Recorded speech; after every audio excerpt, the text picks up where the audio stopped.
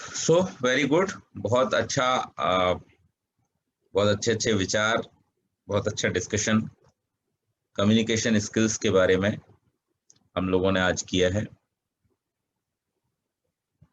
कुछ की पॉइंट्स जो मैंने नोट किए हैं आप सबसे, तो ध्रुव ने सबसे पहले कहा कि saying right thing in right manner is very important in communication. अब आप यहां पर देखिए, मैंने जब टाटा मोटर्स ज्वाइन किया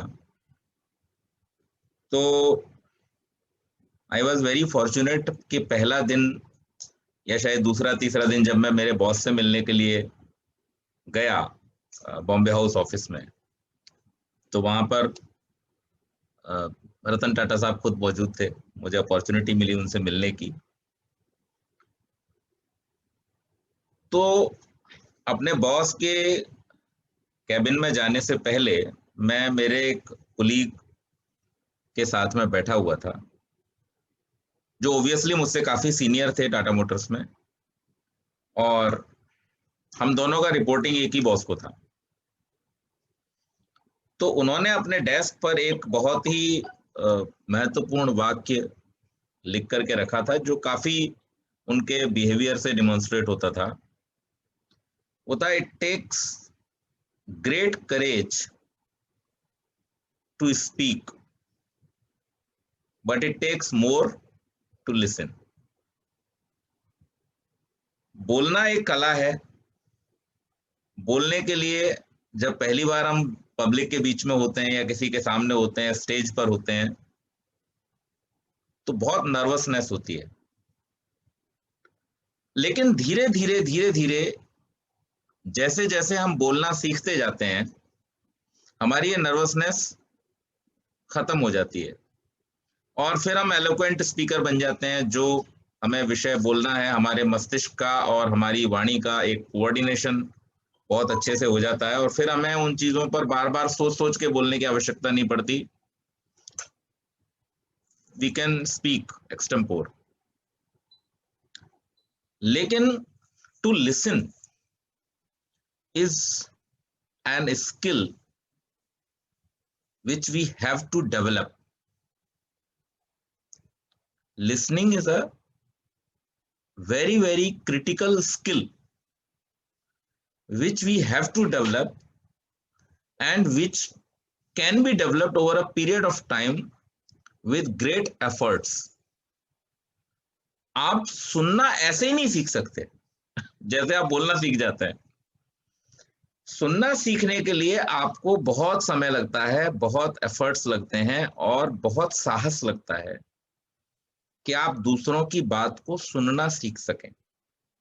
बड़े बड़े धुरंधर व्यक्ति जो बोलने में बहुत माहिर हैं, उनको भी सुनने में कच्चा देखा जाता है। सो जो बात ध्रुव ने कही वो एब्सोल्युटली करेक्ट है कि हर चीज को, हर बात को सही समय पर और सही तरीके से कहना, ये आना चाहिए एक अच्छे कम्युनिकेटर को। लेकिन उसे ये भी आना चाहिए कि वो कौन सी चीज को किस समय किस व्यक्ति से उसने सुना है उसको भी एनालाइज करना सीख सके। then only he will be a communicator in true sense. Otherwise what will happen, if you speak well but if you are not perfect in listening, then you will communicate wrong things. So communication as a whole, जो संजय भाई साहब ने बात कही, is not only what you say, it also includes what the person whom you are saying it understands. आपने क्या कहा, आपने कुछ भी कहा, लेकिन सामने वाले को समझ में नहीं आया, तो उस कहे हुए का कोई मायने नहीं, कोई मीनिंग नहीं।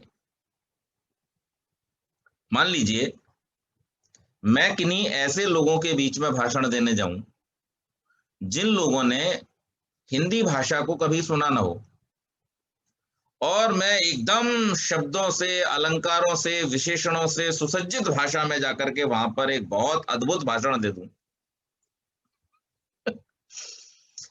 तो भाषण तो बहुत अच्छा हुआ, लेकिन कम्युनिकेट कुछ नहीं हुआ। So communication is not about saying, it's about communicating.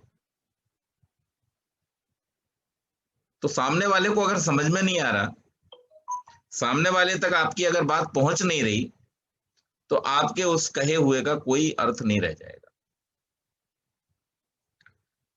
तो इसलिए सुनना जरूरी है।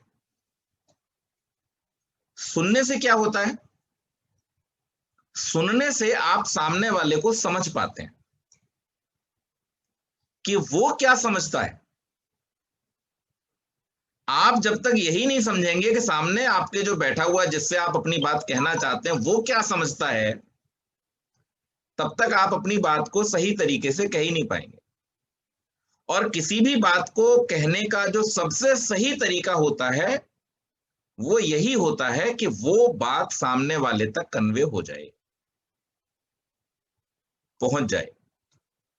सो कम्युनिकेशन का जो मीनिंग है, संवाद का जो मीनिंग है, वो क्या है कि हम अपने भावों को, अपने विचारों को, या किसी घटना के बारे में जिसके बारे में हम बताना चाह रहे हैं, उस बात को सामने वाले तक पहुंचा सकें, उस तक उसको कन्वे कर सकें।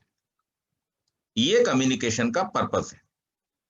अब इसकी थोड़ी सी फिलॉसफी में हम जाएंगे।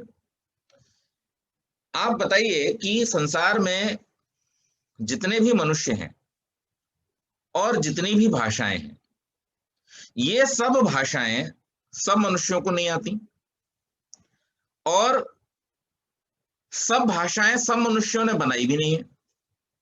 सो बेसिकली कुछ भाषाएं कुछ मनुष्यों ने बनाई, और उनको सीखने वाले लोग उन भाषाओं को समझने लगे, और वो विचार उनके आपस में उन भाषाओं में कम्युनिकेट होने लगे। लेकिन संसार के जो बाकी के प्राणी हैं, पशु पक्षी हैं, उनमें तो इस तरीके की भाषा नहीं होती, उनमें तो व्याकरण नहीं होता। तो क्या वो कम्युनिकेट नहीं करते एक दूसरे के साथ में? क्या वो अपने जीवन की क्रियाओं को नहीं करते? या और थोड़ा गहराई में चले जाएं, अगर मनुष्य ने, सोचिए, भाषा ना बनाई होती, समटाइम्स इन अ सिचुएशन, जब हम बचपन में खेला करते थे हाइड एंड सीक, तो हाइड एंड सीक में दो छुपने वाले लोग कई बार ऐसे डायरेक्शंस में होते थे जहां वो एक दूसरे को देख रहे होते थे, लेकिन ढूंढने वाला नहीं देख पा रहा होता था। तो उस समय आप बोल करके तो एक दूसरे को नहीं बता सकते, तो फिर आप क्या करते हो? फिर आप एक लैंग्वेज यूज करते हो, जिसके बारे में संजय भाई साहब ने कहा, that is called body language. अब ये आप चाइना का हो, जापान का हो, अमेरिका का हो, इंग्लैंड का हो, हिंदुस्तान का हो, महाराष्ट्र का हो, पंजाब का हो, किसी के भी ऐसे ऐसे कीजिए, ऐसे, that means come here, that means इधर मत आना, आंखें बड़ी बड़ी मतलब गुस्सा, स्माइल, जिसके बारे में भी राजेश जी चर्चा कर रहे थे, smile means acceptance, smile means I want to communicate, I want to talk. तो ये जो बॉडी लैंग्वेज की भाषा है, शरीर के द्वारा, शरीर की भिन्न भिन्न मुद्राओं के द्वारा, शरीर के भिन्न भिन्न आकृतियों के द्वारा हम जो एक दूसरे के साथ कम्युनिकेट करते हैं, वो यूनिवर्सल है, वो किसी क्षेत्र विशेष का नहीं है, वो किसी भाषा विशेष, व्याकरण विशेष से जुड़ा हुआ नहीं है। वो क्या है? यूनिवर्सल है। प्रेम की भाषा, स्पर्श की भाषा, इसके लिए आपको किसी शब्द की, किसी व्याकरण की आवश्यकता नहीं पड़ती। तो हम सबसे पहले तो ये समझने का प्रयास करें कि भाषा का उद्देश्य क्या है। भाषा का उद्देश्य है, शब्दों का उद्देश्य है, किसी संदेश को सामने वाले व्यक्ति तक पहुंचाना, और पहुंचाना जो है वो कम्युनिकेशन है। तो इसकी शर्त अब यहां पर ये समझ में आ गई कि पहुंचाने के लिए हमें पहले सामने वाले व्यक्ति की क्या आवश्यकता है, क्या कैपेसिटी है, क्या अंडरस्टैंडिंग है, उसको समझना पड़ेगा। तो इसलिए जरूरी यह है कि पहले हम अच्छे श्रोता बने, सुनना सीखें। और जब हम सुनना सीख जाएंगे तो देखिए भगवान ने कैसी प्रोसेस बनाई है। दो कान, दो कानों के बीच में क्या डाला है? दिमाग। और दिमाग के बाद में फिर प्रोसेस होकर के चीज आती है मुख पर। तो जब कोई व्यक्ति किसी बात को सुनता है, शब्द को सुनता है, तो शब्द को सुन करके वो रिएक्ट करता है इस आधार पर कि उसके मस्तिष्क में, उसके दिमाग में उस चीज का इंटरप्रिटेशन क्या हुआ। अगर वो चीज इंटरप्रेट नहीं हुई, यानी आपने अगर चीनी भाषा में मुझे गाली भी दे दी, सामने बैठ करके मुस्कुराते हुए, स्माइल करते हुए आपने मुझे गाली दी, फिल्मों में देखा होगा आपने, ऐसे करते हैं, या कॉमेडी शोज जो आते हैं उनमें ऐसा अक्सर होता है, दिखाया जाता है कि कोई आदमी जो दूसरी भाषा को नहीं जानता, अब वो उसको मुस्कुराते मुस्कुराते उसकी तरफ प्यार से देखते देखते, स्पेशली इन मिस्टर बीन आप अगर देखोगे, हालांकि उसमें बहुत कम डायलॉग होते हैं, लेकिन फिर भी उसमें वो क्या कर रहा है, उसको सामने वाले को गाली दे रहा है, लेकिन जेस्चर ऐसा है, बॉडी लैंग्वेज ऐसी है कि उसको सामने वाले को पता चल रहा है कि ये मेरे लिए कुछ अच्छा कह रहा है, कुछ अच्छा कर रहा है। तो यहां पर शब्द तो फेल हो गए, शब्द कम्युनिकेट नहीं कर सकते। वास्तव में जो कम्युनिकेशन होता है वो तो आपके भाव से, आपकी भाव भंगिमाओं से, यानी आपकी बॉडी लैंग्वेज से होता है एक्चुअल कम्युनिकेशन। कई बार ऐसी परिस्थितियां भी जीवन में आती हैं, विपरीत परिस्थितियां, स्पेशली वो लोग जो डिफेंस में काम करते हैं या सीक्रेट सर्विसेज में काम करते हैं, कि वो लोग कह कुछ और रहे होते हैं लेकिन उसका मीनिंग कुछ और होता है, एकदम अपोजिट होता है। अब वो कोड लैंग्वेज का प्रयोग करते हैं, तो वहां पर भी हम देखते हैं कि शब्द फेल हो गए, वहां पर शब्द का कोई अर्थ नहीं रहा, वहां पर अर्थ किसका हो गया? जो अर्थ सामने वाले ने समझा वो उसका अर्थ हो गया। तो और हमारा फोकस किस बात पे रहता है जब हम कम्युनिकेशन की बात करते हैं? कि कौन कितनी बढ़िया अंग्रेजी बोल लेता है, कौन कितनी बढ़िया हिंदी बोल लेता है, कौन कितनी बढ़िया संस्कृत बोल लेता है, किसको कितने अच्छे शब्द आते हैं। लेकिन हम ये देखते हैं वास्तव में कि ये शब्द जो हैं वो बहुत बहुत बहुत छोटा रोल प्ले करते हैं कम्युनिकेशन में, इफेक्टिव कम्युनिकेशन। सो बेसिकली हमारा जो एम्फेसिस होना चाहिए, हमारा जो पूरा का पूरा प्रयास और फोकस होना चाहिए, ध्यान होना चाहिए, वो इस बात पर होना चाहिए कि हम सामने वाले को समझें, पहले सुन करके उसके विचारों को, एक बात तो विचारों को समझने की, दूसरे आपको सामने वाले व्यक्ति का लेवल भी समझ में आता है। अब आप किसी 10वीं कक्षा की बुद्धि वाले व्यक्ति के सामने फिलॉसफी की पीएचडी लेवल की बात करना शुरू करेंगे तो किसी काम की नहीं। तो आप जब तक सुनेंगे नहीं आपको समझ में नहीं आएगा कि सामने वाले व्यक्ति का स्तर क्या है। इसलिए ये बहुत महत्वपूर्ण हो जाता है कि हम सुनना सीखें। अब यहां पर जो बात कही गई कि it takes more courage to listen, वो क्यों है? क्योंकि जब कोई व्यक्ति कुछ जानता है तो उसकी पहली इच्छा ये होती है कि वो अपने द्वारा जाने गए को एक्सप्रेस करे, सामने वाले पर सब उड़ेल दे, जो कुछ भी उसे आता है वो सब उसके सामने रख दे कि मैं इतना ज्ञानी हूं, इतना विद्वान हूं। उस केस में होता क्या है कि आपकी बात सामने वाले तक नहीं पहुंचती और आप अच्छे कम्युनिकेटर नहीं बन पाते। इंटरव्यूज में भी जैसे भाई साहब कह रहे थे कि बॉडी लैंग्वेज एक बहुत बड़ा रोल प्ले करती है और हम लोगों को समझ में क्योंकि मैं भी एचआर में होने के नाते इंटरव्यूअर हूं, बहुत सारे पैनल्स में मुझे भी बैठना पड़ता है, तो हमें ये समझ में आ जाता है कि सामने वाला बोल रहा है तो वो सच बोल रहा है, झूठ बोल रहा है, बना करके बोल रहा है, जानता है, कितनी गहराई इसकी जानकारी में है, वो सुनने से हमें समझ में आता है कि हम ज्यादा सुनते हैं। और जब सुनते हैं तो समझ में आ जाता है कि वो क्या करने की कोशिश कर रहा है, वो कहाँ है और कहां से थ्रो कर रहा है। तो इसलिए बहुत जरूरी है कि हम ये समझें। दूसरी बात दक्ष ने बहुत अच्छी कही कि effective communication can solve big problems also. True. बड़ी से बड़ी समस्याओं का समाधान आपके संवाद के द्वारा हो सकता है, लेकिन वो संवाद इफेक्टिव होना चाहिए। उस संवाद में भाव अधिक प्रधान होना चाहिए, न कि शब्द। शब्दों से ज्यादा महत्व भाव रखते हैं। कई बार आपने देखा होगा, बहुत बड़ा झगड़ा चल रहा होता है और कोई व्यक्ति बड़े प्यार से आकर के उसको सुलझा देता है। 2 मिनट में सब पूरा गुस्सा शांत हो जाता है। सब कह रहे भाई छोटी सी बात है, ठीक है रहने दो, कोई बात, आप ऐसे कर लो, आप ऐसे कर लो, हो गया, और दोनों लोग संतुष्ट हो जाते हैं। लेकिन वही बात जब गुस्से से कही जाती है, अपना प्रभाव जमाने के लिए कही जाती है, धौंस जमाने के लिए कही जाती है, तो वो फिर सॉल्यूशन की ओर नहीं ले जाती, बल्कि युद्ध की ओर ले जाती है, लड़ाई की ओर ले जाती है, झगड़े की ओर ले जाती है। और जैसा सुधा दीदी ने कहा कि मेरी ही बात सही है, तो ये बात तो यास्काचार्य ने भी कही है कि झगड़े के जो कुछ कारण उन्होंने गिनाए हैं, उनमें से एक कारण ये है कि मेरी बात जो मैंने कहा वही सही है। ये झगड़े का एक बहुत बड़ा कारण है और इसकी वजह से झगड़े होते हैं। तो इसलिए कम्युनिकेशन में इस चीज का बहुत बड़ा महत्व है कि इसका जो टारगेट है, इसकी जो अप्रोच है, वो भी सही होनी चाहिए कि हम किस चीज को किस रूप में प्रस्तुत करना चाहते हैं।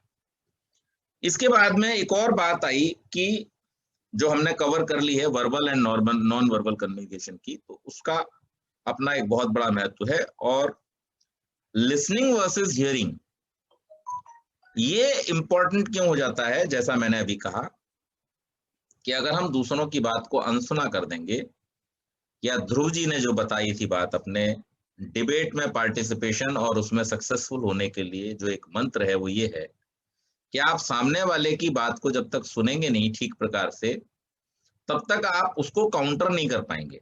क्योंकि सामने वाले का लॉजिक क्या है, सामने वाले का विचार क्या है, उस विचार को समझे बिना आप उस विचार के लिए काउंटर तैयार नहीं कर सकते। तो इसलिए किसी भी ऐसी परिस्थिति में जहां पर आपको सामने वाले के विचारों को एनकाउंटर करना है, उस स्थिति में भी आपके लिए सुनना बहुत आवश्यक है। आपको सुनना पड़ेगा ही, उसके बिना आप नहीं कर पाएंगे। और इसके बाद में एक और चीज है कि गिविंग रिस्पेक्ट।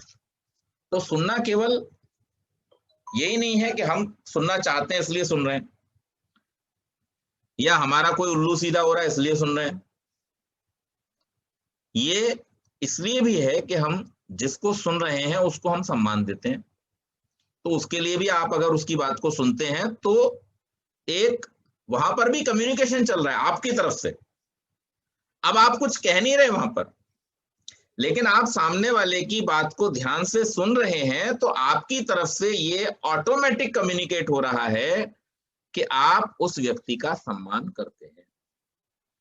नहीं तो आप अनमने हो जाएंगे, आप एब्सेंट हो जाएंगे, आप सुनेंगे नहीं। तो हियरिंग और लिसनिंग यहां पर एक इंपॉर्टेंट रोल प्ले करती है। और वहां फिर ये नहीं होता कि जब आपसे पूछा गया कि सुना, तो आप फिर चौंक करके कहते क्या, आपने क्या कहा, मैंने सुना। तो कम्युनिकेशन एक बहुत बड़ी चीज है, बहुत विस्तृत चीज है, जिसको हम 30-35 मिनट में तो कवर नहीं कर सकते। इसके लिए हमको बहुत कुछ और समय देने की आवश्यकता है। और जो आपने बात कही स्माइल की, तो निश्चित रूप से ये यूनिवर्सल जेस्चर है जो परमात्मा की ओर से हमको मिला। हमारे मित्र थे जो अब नहीं रहे, कवि ओम जी, बड़ी सुंदर सुंदर कविताएं उन्होंने लिखी। तो वो एक कविता कहा करते थे कि भाई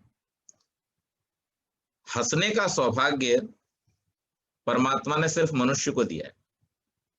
आपने किसी गधे को हंसते हुए नहीं देखा होगा, न मुस्कुराते हुए देखा होगा। फिर वो आगे उसमें हास्य जोड़ते थे, क्योंकि वो हास्य के कवि थे। तो कहते थे अगर कोई व्यक्ति मुस्कुराता नहीं है तो उससे 2 बातें सिद्ध होती हैं, या तो वो अभी अभी गधे से मनुष्य बना है इसलिए उसने मुस्कुराना सीखा नहीं, और या फिर वो आगे गधा बनने की तैयारी में, इसलिए उसने अभी से मुस्कुराना छोड़ दिया। तो कहने का मतलब ये है कि मुस्कुराना जो है वो मनुष्य की एक विशेषता है, एक बहुत इफेक्टिव टूल है। इससे आप केवल मात्र संवाद शुरू कर रहे हैं ऐसा नहीं, इससे आप दूसरे को प्रसन्नता देते हैं। आप किसी व्यक्ति की ओर अगर हल्का सा स्माइल दे दें, कोई व्यक्ति बहुत क्रोध में, बहुत अवसाद में, डिप्रेशन में भरा हुआ बैठा है, अकेला बैठा है, आप कुछ मत कीजिए, आप उससे बात भी मत कीजिए। शायद हो सकता है उस समय में आपका एक भी शब्द उसको नागवार गुजरे, वो उसको स्वीकार करने की स्थिति में न हो। लेकिन जब आप उसकी तरफ एक स्माइल देते हैं, तो कहीं ना कहीं वो उसके स्ट्रेस को, उसके डिप्रेशन को कम करने वाली होती है। कितना ही ज्यादा क्यों ना डिप्रेस्ड हो, कितना ही ज्यादा क्रोध में क्यों ना हो, लेकिन एक स्माइल, और वो किसी जान पहचान के आदमी की हो ये भी जरूरी नहीं है, कोई अनजान आदमी भी। आज की मैं आपको घटना बताता हूँ। मैं भिवंडी अपना वेयर हाउस विजिट करने गया, और मेरे साथ में मेरे जो असिस्टेंट है नवनाथ खरे जी, हालांकि वो एज में काफी बड़े, अभी रिटायर हो गए वो इस वर्ष, एज ए कंसल्टेंट वो अभी हमारे साथ काम कर रहे हैं। तो वो मेरे साथ बैठे हुए थे और मैं अपनी गाड़ी से जा रहा था। तो सामने गांव में जब हम पहुंच गए जहां पर वेयर हाउस है भिवंडी में, तो वहां एक बच्चा सड़क पर खेल रहा था, और वो बॉल हाथ में लिए हुए था, और वो बॉल को जैसे बच्चे बॉलिंग करते हैं ऐसे इसने यूं किया, और मैं ड्राइव कर रहा था और मैं उसको देखता आ रहा था दूर से, क्योंकि बच्चा था सड़क पर तो उसका ध्यान रखना पड़ता है कहीं ये दौड़ के इधर ना आ जाए। छोटा सा ही बच्चा था, 4-5 साल का। तो उसने जैसे ही ऐसे किया, तो मैंने फटाक से उसको यूं, जैसे मैंने बॉल अंदर कैच कर ली ऐसा कर दिया। बस इतना करना था, वो इतना जोर से मुस्काया, तो नवनाथ जी बड़े प्रसन्न हो गए, बोले सर आपने तो इसका दिन बना दिया। वो इतना खुश हो गया। तो कई बार हम एक मुस्कान देकर के भी किसी को प्रसन्न कर सकते हैं, उसका स्ट्रेस, उसका गुस्सा, उसका डिप्रेशन कम कर सकते हैं। तो ये भी एक कम्युनिकेशन है। तो कम्युनिकेशन एज ए होल बहुत बड़ी चीज है, और इसको हम आगे के सत्रों में ले सकते हैं। अभिलाषा जी ने जो कहा कि उनकी कमजोरी है, पंडित जी आपने उनको बहुत कुछ कम्युनिकेट कर दिया उस बच्चे को, खाली उतने में आपके आंखों से और उसे आपको जो कम्युनिकेट करना था और उसने जो करना था वो हो गया। हो गया। यस। तो अभिलाषा जी ने जो कहा कि कम्युनिकेशन उनकी वीकनेस है, उन्होंने ये जो कहा है, एक्चुअली मैं ये समझता हूं कि जितनी सफाई से और जितनी ईमानदारी से उन्होंने इस बात को कह दिया, यही actually communication. If you can communicate your feelings, your inner self to others, that is the communication. तो हम इस कम्युनिकेशन की जो परिपाटी है उसको समझें। और एक वर्कशॉप है, चूंकि ये, तो इस वर्कशॉप के दृष्टि से मैं आपको 2 चीजें बताना चाहता हूं यहाँ पर, जो हमने बचपन से सीखी हैं संवाद के बारे में। एक श्लोक हम बचपन से सुनते आ रहे हैं, आप सबने भी सुना होगा, सत्यम ब्रूयात प्रियम ब्रूयात, न ब्रूयात सत्यम अप्रियम, प्रियम च नानृतम ब्रूयात, एष धर्म सनातन। सत्य बोलें और प्रिय बोलें, न ब्रूयात सत्यम अप्रियम, जो अप्रिय हो ऐसा सत्य न बोलें, प्रियम च नानृतम ब्रूयात, किसी को अच्छा लगता है इसके लिए झूठ न बोलें, एष धर्म सनातन, यही सच्चा धर्म है। तो हम सत्य बोलें और प्रिय बोलें, यानी हम अच्छी बातों को अच्छे रूप में प्रस्तुत करें, saying right things in right manner is called सत्यम ब्रूयात प्रियम ब्रूयात। और न ब्रूयात सत्यम अप्रियम, जो अप्रिय सत्य हैं उनको न बोलें। तो अप्रिय सत्य कौन से हैं? लंगड़े को आप लंगड़ा कहो, ये अप्रिय सत्य है। अंधे को अंधा कहो, अप्रिय सत्य है। सत्य है, आपने कुछ झूठ नहीं बोला, लेकिन ये अप्रिय सत्य आपने बोला, क्योंकि वो उसकी कमी है, और वो ऐसी कमी है जो उसके वश में नहीं है, तो इसलिए ये अप्रिय सत्य हो गया। प्रियम च नानृतम ब्रूयात, लेकिन किसी की कमी आप इसलिए न बताएं उसको क्योंकि उसको प्रिय नहीं लग रहा है, जबकि उस कमी को वो दूर कर सकता है। जैसे कोई व्यक्ति पढ़ता नहीं है, बच्चा पढ़ता नहीं है, तो आप इसलिए कि अगर मैं इसे पढ़ने के लिए डांटूंगा तो इसे बुरा लग जाएगा, कहूंगा तो बुरा लग जाएगा, इसलिए आप न कहें तो ये गलत होगा। तो इसलिए प्रियम च नानृतम ब्रूयात, किसी को अच्छा लगता है इसलिए झूठ बोल दें कि हाँ बेटा तू तो बहुत बढ़िया कर रहा है, बहुत, तो इससे उसका कल्याण हो जाएगा।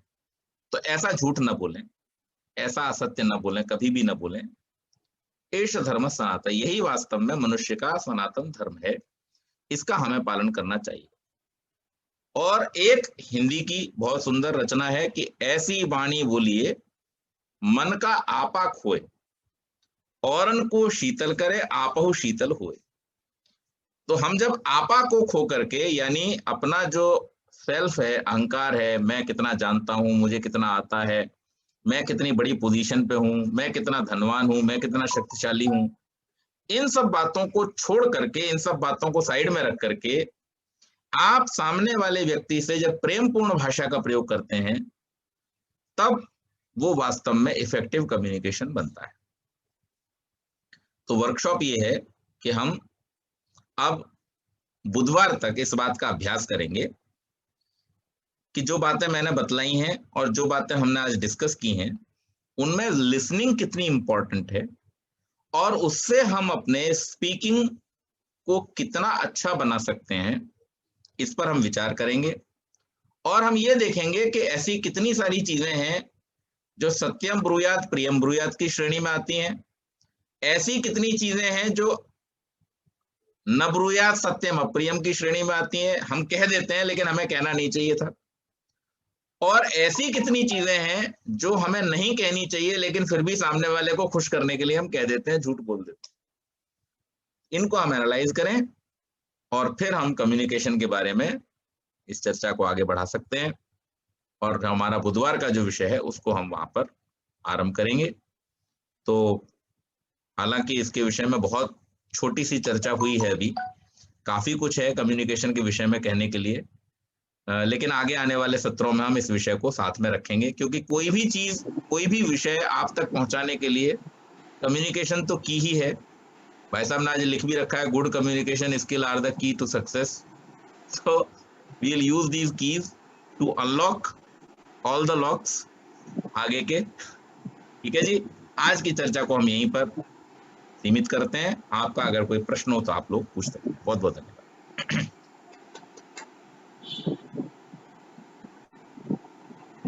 जी Pandit ji, I think it was wonderful. बहुत अच्छे से जो आपने पॉइंट्स रखे और इंटरप्रेट किया है जो सबने कहा। मुझे लगता है जैसे हम कंटिन्यू करें द पावर ऑफ साइलेंस, तो it is also powerful communication tool कि not just for self development but also for कि आप बात करें कब अपने आप को पॉज करना चाहिए या कब शांत रहने में is a more better communication than talking. तो वो भी एक अच्छा लिंक हो जाएगा अगले सत्र के लिए। और जो लोग नहीं जुड़ पाए, आई think it could be a revision also कि कुछ ऐसी सिचुएशंस या एक आध ऐसी कम्युनिकेशन टेक्निक्स शायद हमारे बच्चे एक दो इनैक्ट करके बता सकते हैं कि आप एक ही चीज को गुस्से में और हंसते हुए और दूसरे तरीके से कैसे बात करेंगे to explain communication. I think that my request के वेडनेसडे के इसमें हम 15-20 मिनट इसके ऊपर स्पेंड करें और फिर साइलेंस के ऊपर आप हमें ज्ञान दीजिए।